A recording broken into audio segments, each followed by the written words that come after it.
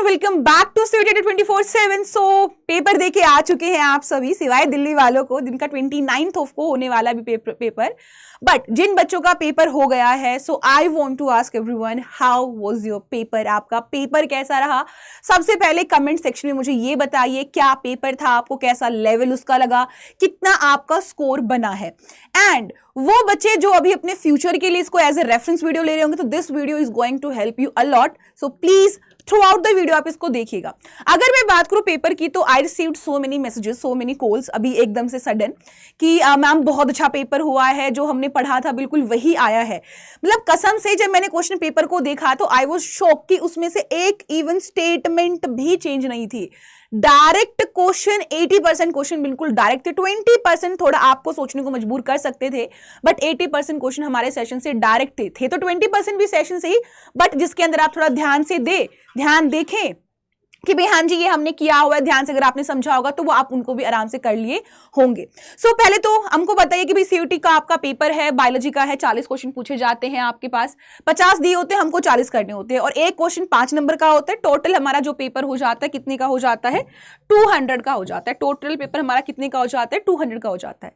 अब बात आती है कि ma'am what was the level of exam, हमारा थोड़ा इजी था, मॉडरेट था या टफ था? देखो अब की बार ना लेवल समझने से पहले ना एक बार आप यहां आओ, इधर आओ, किस पे आओ? क्वेश्चन के टाइप पे आओ। देखो क्वेश्चन का जो अब की बार टाइप था, अगर आप 40 में से बात करो, 40 आपका, 40 को छोड़ो 50 लिखती हूँ ना मैं इसको, आपको अटेम्प्ट 40 करना था, बट 50 क्वेश्चन में से अगर मैं बात करूं तो अब की बार पता है क्या हुआ था? देयर वाज अ थिंग कि हमारे पास डिलीटेड सिलेबस था ना, बट डिलीटेड सिलेबस से कोई क्वेश्चन ही नहीं था। अगर 2023 की बात करो, 2023 के अंदर हमारे पास भर भर के क्वेश्चंस थे। अगर स्ट्रैटेजीज इन फूड प्रोडक्शन की बात करो, भर भर के क्वेश्चन थे, बट अब की बात there was not a single question of deleted syllabus. So ये भी एक चीज होने वाली कि हो सकता है in 2025 syllabus is going to change, है ना, but still that's not the matter. अभी यहाँ पे हम एनालिसिस की बात करें तो हमारे पास 50 क्वेश्चन है। 50 क्वेश्चन के अंदर अगर मैं बात करूं तो आपके पास सारा पेपर, जो बच्चे 12th के बाद भी कर रहे हैं, जिन्होंने डिलीटेड सिलेबस सिर्फ एक बार पढ़ा था, उन्होंने भी आराम से उस चीज को कर लिया होगा, क्योंकि उन्होंने जो डिलीटेड सिलेबस लास्ट टाइम चलते चलते पढ़ा था, जो उनका वीक था पार्ट, वो तो आया ही नहीं पेपर में। जिसके ना आने से, आया तो बिल्कुल मिनिमल आया है, ना के बराबर आया, तो अगर आया भी है तो बिल्कुल मिनिमल है ना, जो बिल्कुल बिल्कुल बिल्कुल मिनिमल है, 1-2 क्वेश्चन ना, जिसको हम इजीली सोल्व कर लेते हैं, बहुत इजी टाइप। तो इस वजह से पेपर हमारा ना बहुत अच्छा गया है मोस्टली बच्चों का। अब ये 50 जो क्वेश्चन गए हैं, इसमें से 70% जो पार्ट है, 70% पार्ट आपका डायरेक्ट क्वेश्चन का था, बिल्कुल डायरेक्ट क्वेश्चन उसके अंदर आए थे।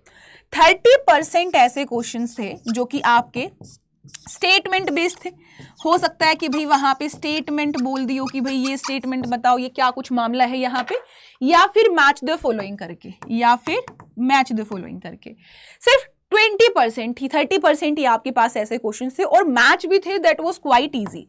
ये भी काफी इजी थे। अगर आप शांति से देखें तो एक अगर आपको पता है तो आपको सारे आंसर ऑटोमेटिकली पता चल जाएगा, इस तरीके के मैच थे। स्टेटमेंट ये थोड़ा सा मैं कहूं क्वाइट टफ, इसको मैं बोल सकती हूँ। ये स्टेटमेंट बेस्ड क्वेश्चंस थे जो कि आपके पेपर को मॉडरेट बना रहे थे। बाकी ये जो डायरेक्ट क्वेश्चन थे और ये जो मैच वाले थे, ये तो पेपर को आपका इजी ही बना रहे थे।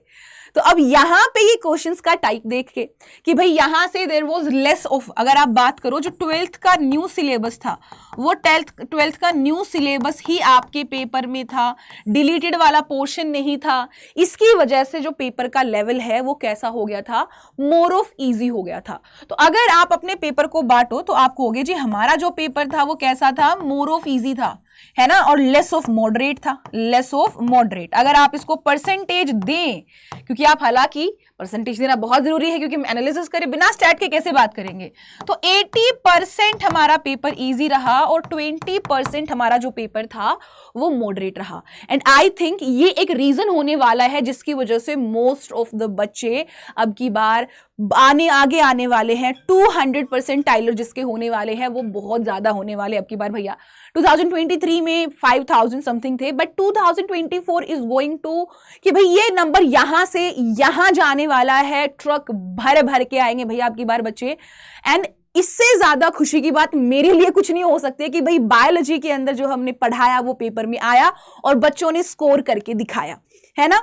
इससे अच्छी बात हमारे लिए क्या हो सकती है। अब बात आएगी मैम सेफ अटेम्प्ट क्या हो सकता है। देखो ऐसा तो है नहीं कि हर बच्चे को वो इजी लगा होगा, है ना। ये मतलब हाईएस्ट अगर मैं बात करूं आपका 70% to 80% अगर मैं बच्चों की बात करती हूँ तो उसको ये लगा। बट कुछ ऐसे भी बच्चे थे जिन्होंने बोला कि भाई मैम पेपर जो था that was quite moderate to tough के अंदर भी उन्होंने बोला, तो उनसे इतना अटेम्प्ट नहीं होगा। कुछ बच्चों ने बबल फीलिंग में, क्योंकि अभी पैटर्न चेंज हुआ है, ऑनलाइन से ऑफलाइन में गए, तो बबल फीलिंग के अंदर एक बार आंसर फिल कर दिया, बाद में ध्यान आया अरे नहीं ये तो दूसरा आंसर करना था, है ना। क्योंकि बबल फीलिंग में वंस डन है ना, इट्स डन, उसके बाद आप चेंज ही नहीं कर सकते। तो वो चीज आपकी जो है अब की बार थोड़ा इसको नीचे लेके आएगी स्कोर को, क्योंकि बबल मिस्टेक थोड़ी ज्यादा हुई होगी। तो सेफ अटेम्प्ट तो मैं आपको कहूंगी अगर आपने 190 प्लस आपके बन रहे हैं तो यू आर सेफ। अगर आपके 190 प्लस बन रहे हैं तो यू आर सेफ। तो 190 प्लस अगर आपने एक अटेम्प्ट किया है, 190, 194, 195 या 200 आपका है तो वो तो दी बेस्ट है, कोई दिक्कत की बात ही नहीं है। तो 200 is also best, always best it's, but yes 190 अगर आपका है तो आप बोल सकते हो, अपने दिल को तसल्ली दे सकते हो, हाँ ठीक है मेरा गुड है, अच्छा है। अब अगर आप बोलते मैम हाईएस्ट स्कोर कितना रहेगा, तो अगेन बहुत इजी पेपर हमारा रहा है, और इतना इजी पेपर अगर रहा है तो 200 तो भाई हाईएस्ट स्कोर जाने वाला है। अब की बार जैसे मैंने बोला कि 5000 ऐसे थे कि 5000 ऐसे बच्चे थे जिनका सेशन जो है मतलब पेपर जो है वो काफी अच्छा गया है ना, 200% टाइल वाले थे, है ना, लास्ट टाइम 2023 में। तो अब की बात तो नंबर कहीं हाई जाएगा, तो ये तो आपका कहीं नहीं गया। अब आप कहोगे मैम ऐसा तो नहीं हो सकता कि हर बच्चा, अगर आप बात करो लास्ट टाइम 2023 के अंदर 4 लाख स्टूडेंट थे जब आपके कॉम्पिटिटर्स थे, और अगर अब की बार अगर बात करोगे 24 में तो वो नंबर आपका थोड़ा ड्रास्टिकली डिक्लाइन करके गया था, वो अब की बार 3 लाख समथिंग रह गए थे, मतलब आपका जो बच्चा था वो कम ही हुआ था, है ना। अब वो कोई भी रीजन हो सकता है, ठीक है। तो अब की बार आपका सीधे सी बात है मैम एवरेज स्कोर भी कहीं ना कहीं उस चीज से अफेक्ट होगा ही होगा।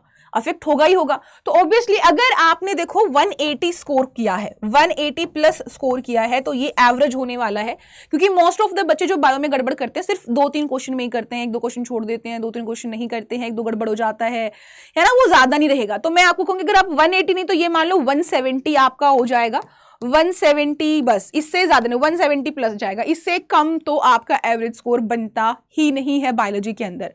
और वो बच्चे जो कि अभी केमिस्ट्री को या फिर फिजिक्स को टारगेट कर रहे हैं फॉर द फ्यूचर, उनके लिए तो बड़ी अच्छी चीजें होने वाली है। रीजन बीइंग की क्योंकि आपके पास मैथमेटिकल वाले बच्चे भी हैं जो केमिस्ट्री और फिजिक्स को परस्यू करने वाले होंगे, और आप भी होंगे जो बायो वाले बच्चे हैं वो भी केमिस्ट्री या फिजिक्स की तरफ जाना चाहेंगे।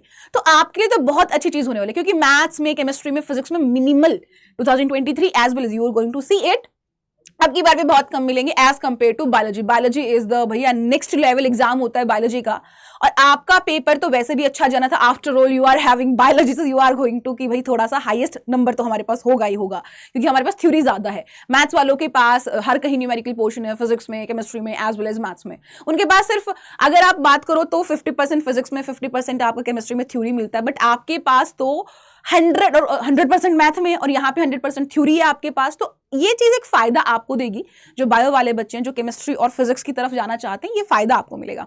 एंड यस, अगर आपने मेरे सेशन देखे हैं तो वो फायदा आपको 2 गुना हो जाने वाला है, ठीक है, 2 गुना हो जाने वाला है। अब जो बच्चे अभी 29 के पेपर के लिए परस्यू कर रहे हैं, आई वुड से कि अभी भी टाइम है, जाके अपनी जो PYQ वाली वीडियो है उसको देखो, निचोड़ के 150 क्वेश्चन देखो, और रेप्लिका जो आपकी है बायोलॉजी रेप्लिका जिसके अंदर मैंने 100 क्वेश्चन कराए थे वो देखो। ये 3 वीडियो तुम देख लो, आई एम गोइंग कि भाई आपको कोई भी 200/200 लाने से नहीं रोक सकता है। और मुझसे ज्यादा खुश कौन होगा अगर आपके 200/200 मार्क्स आएंगे। और अगर मैं बात करूं फिलहाल की तो अभी भी सबसे ज्यादा खुश मैं ही हूं, क्योंकि आई एम द वन जिसके हाईएस्ट नंबर ऑफ परसेंटाइलर हमेशा आते हैं और हमेशा आते ही रहेंगे, क्योंकि after all we are having our subject that is biology, right, and that's love to us. Okay, so I think we are done. और what's your score? Do let me know in the comment section आपका score क्या रहा है, ये मुझे जरूर बताइएगा। और डिटेल्ड आंसर की का हमारा जो डिस्कशन है वो अपकमिंग वीडियो में होएगा। So till then, take care, bye bye and stay tuned for the next video. Bye.